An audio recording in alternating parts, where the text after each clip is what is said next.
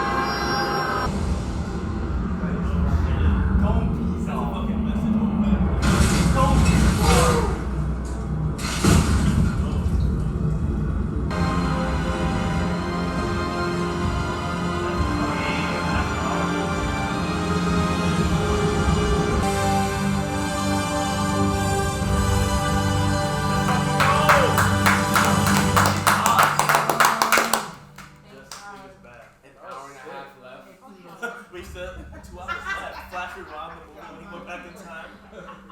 But run somewhere. Green Lantern. God else. Oh God. Told him nothing he knows. That. It makes the guy. I need to get the house back to the bank. Bought the fucking farm back. I bought the bank. He said he bought the bank. He's now.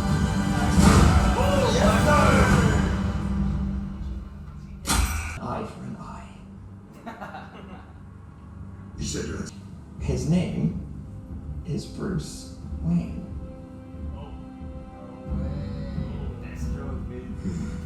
on second thought.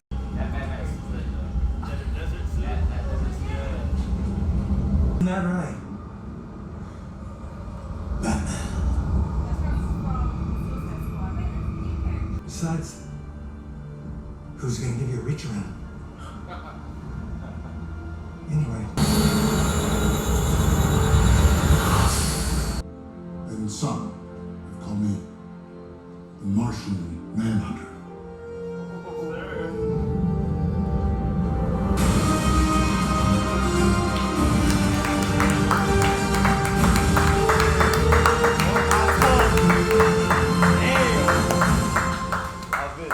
Hey guys, so after we got done reacting to it, we didn't talk about it at all really fast. It was late at night, actually early in the morning. It was like 1 in the morning, so we all kind of just dispersed and went home. But I wanted to talk about it a little bit because there's a lot that happened that we just got to like address in the moment, but I wanted to expound upon. first, just about the movie, that was one of the most fun experiences reacting to a movie that I've had with any of my friends. You know, obviously like Infinity War and Endgame's up there, but like this was just so much fun reacting with the people I did. Like it was fun watching the movie and just commenting on things and being a little fanboy. Like it was literally just a fan service movie, and I can't believe that we even got the movie that we did, because it just seemed like a pipe dream about Zack Snyder getting to finally make the movie he said that he had planned for, and the movie that was going to be way better. Like he had all these plans that were storyboard for 3 Justice League movies, and it seemed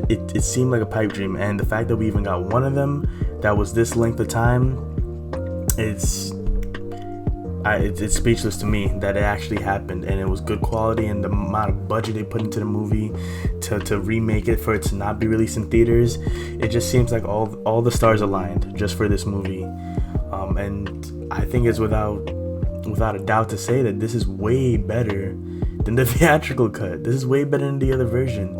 The things that happened in this, it was a completely different movie. I barely saw the same 3 scenes from the theatrical cut. To be honest, I barely saw the same 3 scenes. And if it was the same scene, it was different dialogue to add different context to the scene.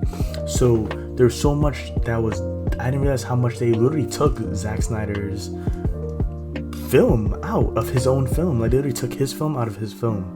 And I'm glad that he got to finish off his project after, unfortunate circumstances with his family. And I think I just applaud him for giving the fans what they want. Like obviously he went through tough times, and it was easy to chalk it up and close the chapter on the DC universe. But for him to at least give us like hope, if it's his one last goodbye to the DC universe, that's one hell of a goodbye. That is one hell of a goodbye. Just the action in it was 10 times better. Wonder Woman was way more brutal than the theatrical cut, and that was fire as hell. Superman's return was handled with more grace. It didn't feel rushed. It felt like they really talked about it. They had a meeting. Like it had so much foreshadowing too. You could tell that Zack Snyder had a plan for future Justice League movies, and he's been putting little things in Batman vs Superman that's gonna come back around. And I really wish we would get to see his full story on what his plan is.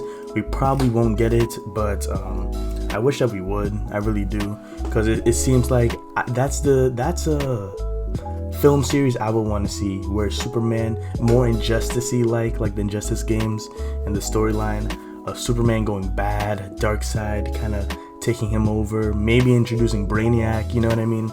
That's something I would be interested in watching. And I really hope they might let him back on, especially after the success of this, because let's be honest, man, I had a great time. This is my favorite DC film by far.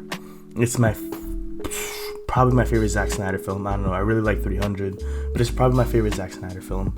And I think what he did really well is each damn member of the Justice League felt vital to the role, each one. And you hate to compare, but let's just say Avengers 1, which is one of my favorite Marvel movies. In that movie, a lot of people might, a lot of people been always pick on Hawkeye, you know what I mean? And in that movie, I feel like if he wasn't there, I mean, for the most part, maybe things would happen the same. If anything, probably easier, since he was bad for a little bit of the movie. You know what I mean? Like, you could take a character out, and the team might still run smoothly. Not as smooth, but it might still get the job done.